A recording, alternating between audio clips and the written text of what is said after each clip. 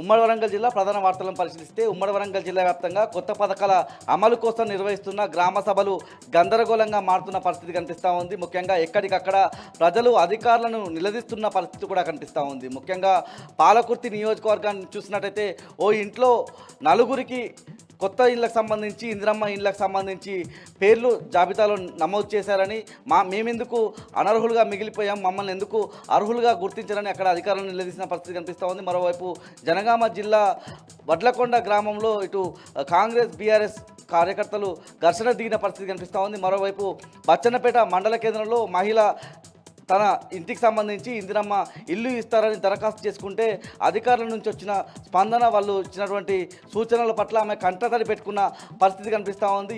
ఎప్పటి నుంచో తామంతా కూడా అద్దె ఇంట్లో ఉంటున్నామని, కిరాయి ఇంట్లో ఉన్నవాళ్ళు తమను ఇబ్బంది పెడతా ఉన్నారని, ఇప్పటికైనా తమకు ఇందిరమ్మ ఇల్లు మంజూరు చేయాలని ఆ మహిళ డిమాండ్ చేశారు.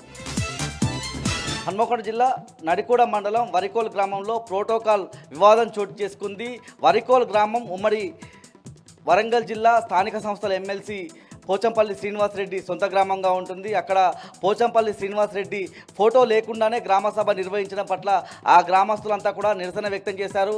అక్కడ ఉన్నటువంటి అధికారులను నిలదీసిన పరిస్థితి కనిపిస్తూ ఉంది. అధికారుల తీరు పట్ల మండిపడ్డ పరిస్థితి కనిపిస్తూ ఉంది. ప్రోటోకాల్ పాటించని అధికారుల పట్ల వాళ్ళంతా కూడా ఆగ్రహం వ్యక్తం చేశారు.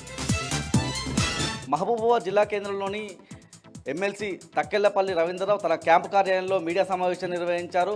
ప్రజాపాలన పేరుతో నిర్వహిస్తున్న సభలు పనికిమాలిన సభలుగా మారాయని, ముఖ్యంగా పనికిమాలిన సభల కోసం కోట్లాది రూపాయలు వెచ్చిస్తున్నారని ఈ సందర్భంగా ఆయన మండిపడ్డ పరిస్థితి కనిపిస్తూ ఉంది. 13 నెలల కాలంలో ఒక్క అభివృద్ధి పనైనా చేపట్టారని చెప్పి ఈ సందర్భంగా ఆయన ప్రశ్నించారు. ముఖ్యంగా ప్రజలు ముఖ్యమంత్రి రేవంత్ రెడ్డి లాంటి మూర్ఖుడిని వదిలించుకోవడానికి సిద్ధంగా ఉన్నారని ఈ సందర్భంగా ఎమ్మెల్సీ తక్కెళ్లపల్లి రవీంద్రరావు ఘాటుగా వ్యాఖ్యానించారు.